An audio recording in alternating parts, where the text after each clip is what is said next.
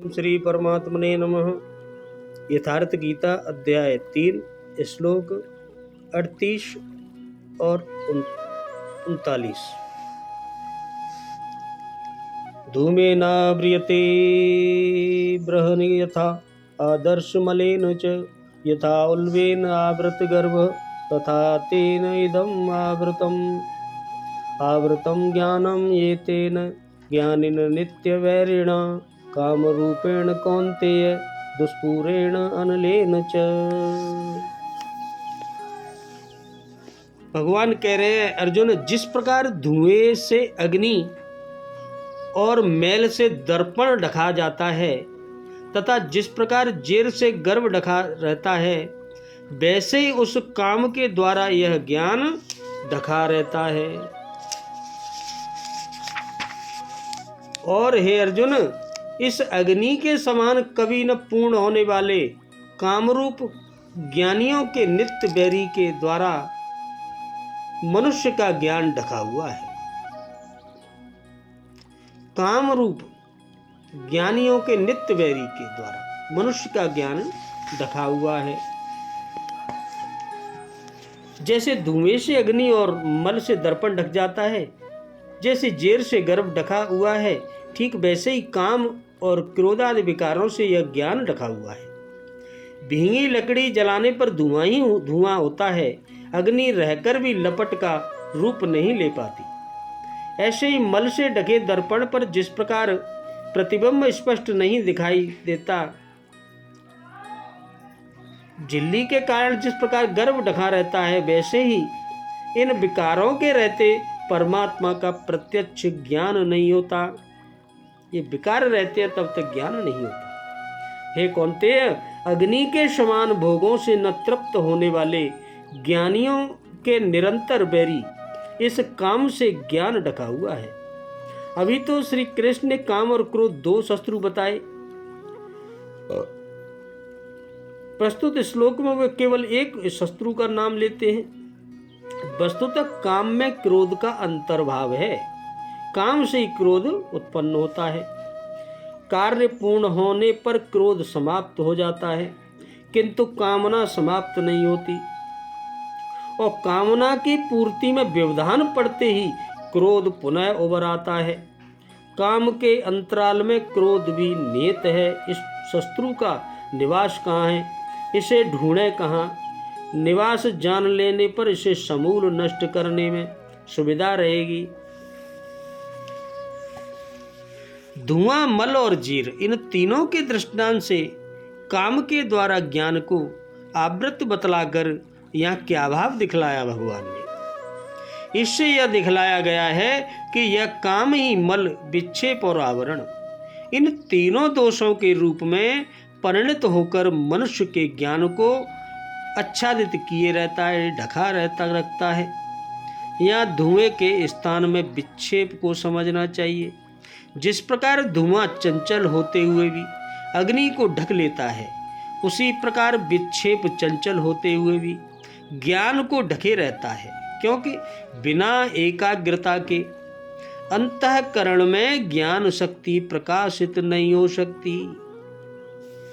एकाग्रता से ही ज्ञान शक्ति प्रकाशित होती है, वह दबी रहती है। मैल के स्थान में मल दोष को समझना चाहिए। जैसे दर्पण मैल जम जाने से उसमें चेहरे दिखाई नहीं पड़ते, उसी प्रकार पापों के द्वारा अंतःकरण के अत्यंत मलिन हो जाने पर उसमें वस्तु या कर्तव्य का यथार्थ स्वरूप प्रतिभाषित नहीं होता। इस कारण मनुष्य उसका यथार्थ विवेचन नहीं कर सकता। एवं जेर के स्थान में आवरण को समझना चाहिए। जैसे जेर से गर्भ सर्वथा आच्छादित रहता है, उसका कोई अंश भी दिखलाई नहीं देता, वैसे ही आवरण से ज्ञान सर्वथा ढका रहता है। जिसका अंतःकरण अज्ञान से मोहित रहता है, वह मनुष्य निंद्रा और आलस्य आदि के सुख में फंसकर, उसे निंद्रा और आलस्य में सुख महसूस होता है, उसमें फंसकर किसी प्रकार का विचार करने में प्रवृत्त ही नहीं होता। वो विचार भी नहीं करता, मस्त सोता है। यह काम ही मनुष्य के अंतःकरण में नाना प्रकार के भोगों की तृष्णा बढ़ाकर, तरह तरह के भोगों की तृष्णा बढ़ाकर उसे विक्षेपित बनाता है। यह मनुष्य से नाना प्रकार के पाप भी करवाता है। कौन? काम। अंतःकरण में मल दोष की वृद्धि करता है और दोष बढ़ा देता है, और यही उसकी निंद्रा, आलस्य और अकर्मण्यता से सुख बुद्धि, उसमें सुख, ऐसे बुद्धि से ऐसे लगता है इसमें सुख है, करवा कर उसे सर्वथा विवेक शून्य बना देता है। इसीलिए यहाँ इसको तीनों प्रकार से ज्ञान का आच्छादन करने वाला बतलाया गया है। यहाँ तेन पद का अर्थ काम और इदम पद का अर्थ ज्ञान किस आधार पर किया गया है? इसके पहले श्लोक में काम को बैरी समझाने के लिए कहा गया है, और अगले श्लोक में भगवान ने स्वयं काम से ज्ञान को ढका आवृत बतलाकर यह स्पष्ट कर दिया है कि इस श्लोक में तेन सर्वनाम नाम काम और इदम सर्वनाम ज्ञान का वाचक है। इसी आधार पर दोनों पदों का उपयुक्त अर्थ किया गया है। इस बात को स्पष्ट करते हुए उस काम को अग्नि की भांति कभी पूर्ण न होने वाला बतलाते हुए भगवान कहते हैं, अनलेन और दुष्पूर्ण विशेषण का क्या भाव है? बस और कुछ भी नहीं चाहिए।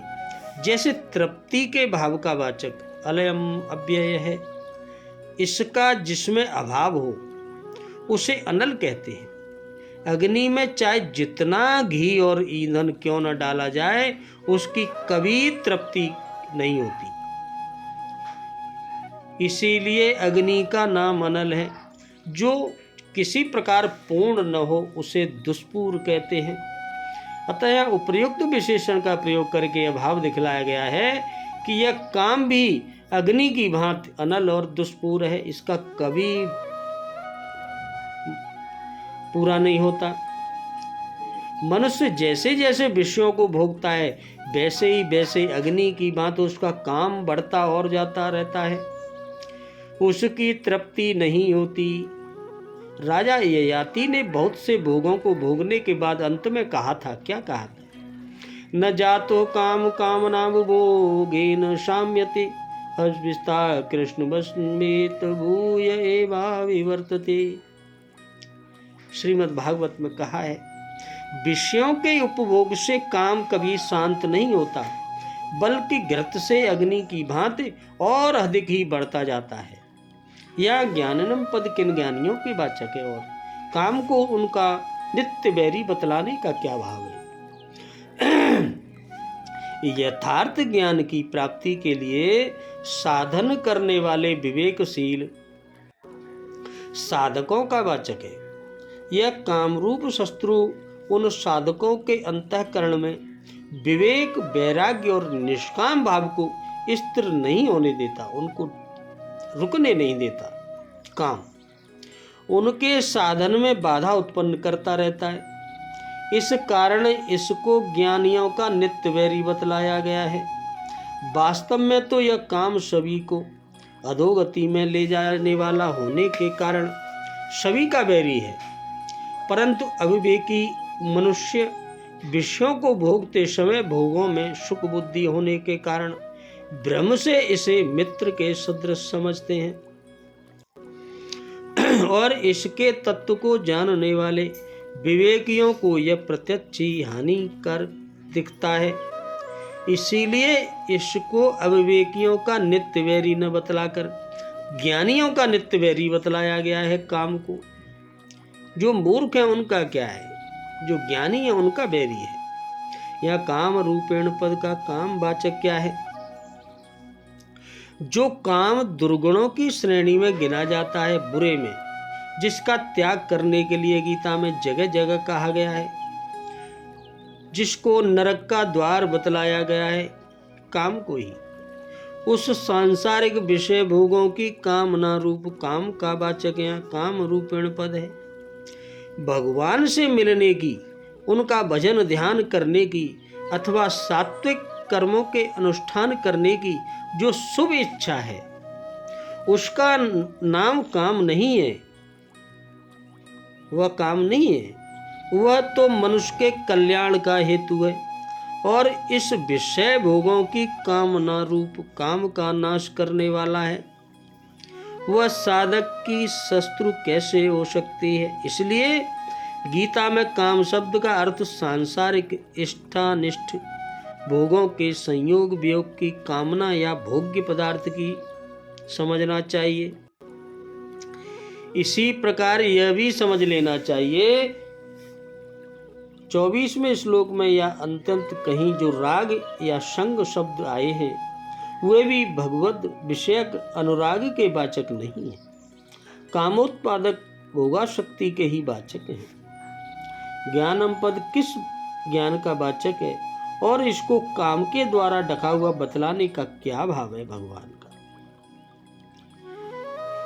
पद ज्ञानम पद परमात्मा के यथार्थ ज्ञान का वाचक है और उसको काम के द्वारा ढका हुआ बतलाकर यह भाव दिखलाया है कि जैसे जेर से आवृत रहने पर भी बालक उस जेर को चीरकर उसके बाहर निकलने में समर्थ होता है और अग्नि जैसे प्रज्वलित होकर अपना आवरण करने वाले धुएं का नाश कर देता है, उसी प्रकार जिस समय किसी संत महापुरुष के या शास्त्रों के उपदेश से परमात्मा के तत्व का ज्ञान जागृत हो जाता है, उस समय वह काम से आवृत होने पर भी काम का नाश करके स्वयं प्रकाशित हो उठता है।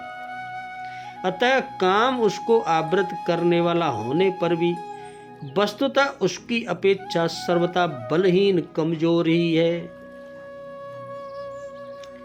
इस प्रकार काम के द्वारा ज्ञान को आवृत बतलाकर अब उसे मारने का उपाय बतलाने के उद्देश्य से उसके वास स्थान और उसके द्वारा जीवात्मा के मोहित किए जाने का प्रकार अब आगे बताएंगे। बोलो राधे कृष्णा, जय जय श्री राधे।